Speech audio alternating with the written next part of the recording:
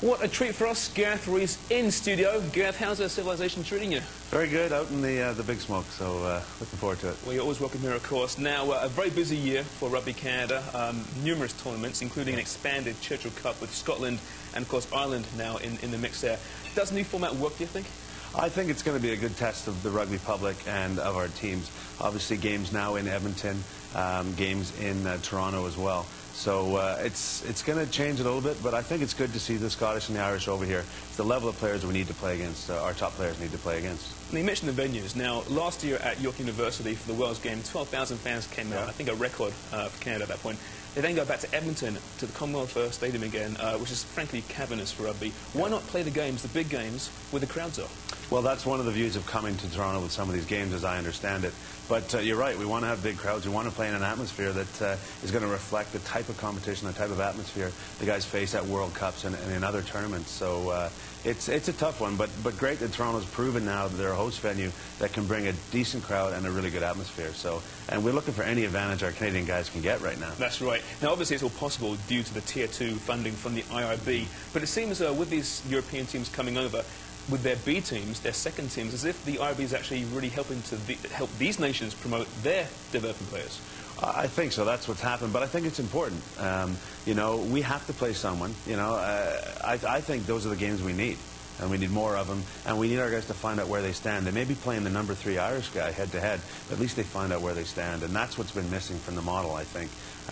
You know, I think rugby's like that. You got to compete, and you got to find out where you stand. You mentioned, you know, the Canadian players, a lot of amateur players. Now, it seems when the non-pros play in internationals, they seem to be frankly outclassed, which suggests that the Super League and the Sevens circuit is not a perfect platform for development. How can this change? You're being kind. It's not good enough. What we get in domestic competition in Canada and the level of the Sevens competition, it's not reflecting well. Our teams are not performing well at the highest level because they're not prepared. And it's a little bit unfair on the athletes, as we talked about before in this program.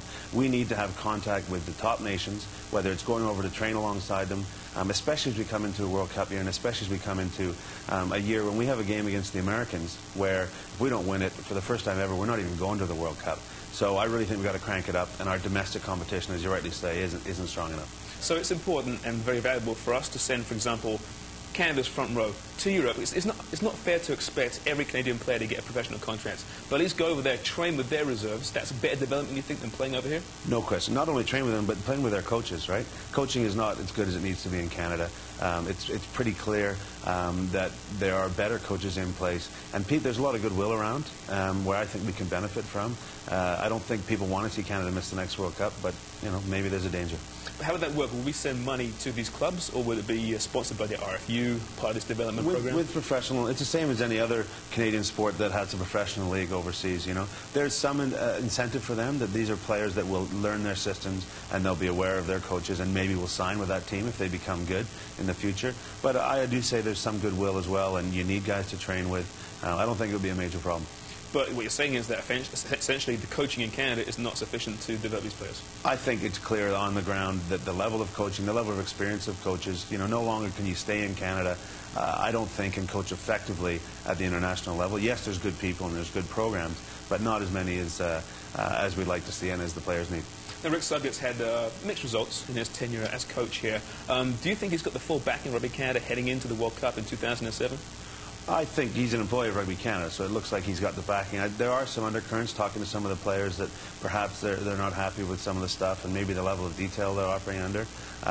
You know, that'll play itself out. We've seen that before in rugby, unfortunately. Recently, I just think we had a tough loss against Romania in the winter, a team that we thought we should have beaten.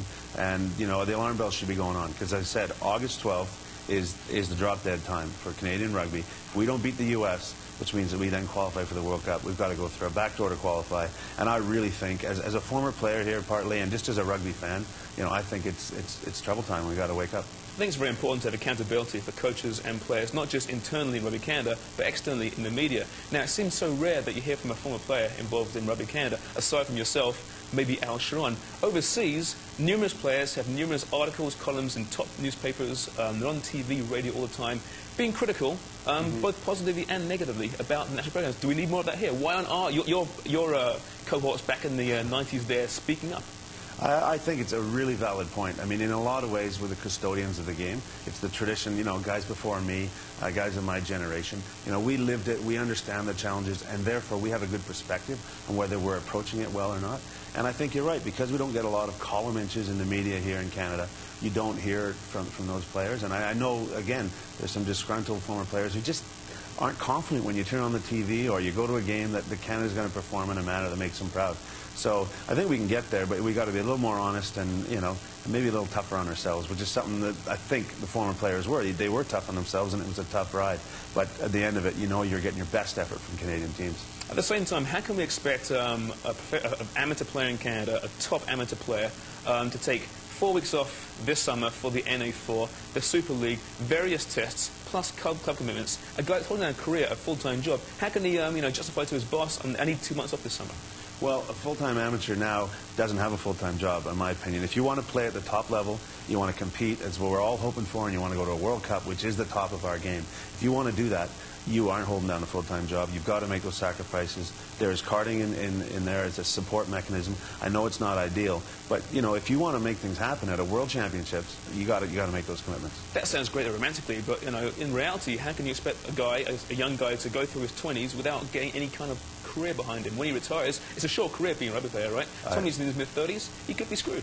Oh, I agree. I mean, it's not. There's a lot of things you got to weigh up. I know, because I've been there and been to some pretty high places while wearing a Canadian jersey, and wouldn't change it for the world. The rewards are great, but I think you got to be making some tougher decisions. Yes, some guys don't get carded, but those are life decisions. And right. you know, I wouldn't push a guy away from his education. There's some good university programs here, definitely are overseas. But you know, it's not. No one's saying it's easy. Just saying maybe we got to work a little harder. Very quickly here, finally, speaking of professionals and paying players, Kerry Packer died this past Christmas holiday period. A guy that really invented professional rugby. Well, he definitely proposed it. It didn't work out the way he wanted. In '95, we all met with him, and it was a fascinating time, because as he did with cricket, he wanted to take rugby out of the old boys clubs and out of the old boy network and take it onto that professional scene. And it really was the start of everything that's happened. And 10, 11 years later, it's a viable professional sport that was largely because of his vision. Well, thanks, mate. It's always a pleasure. We'll speak to you again next week.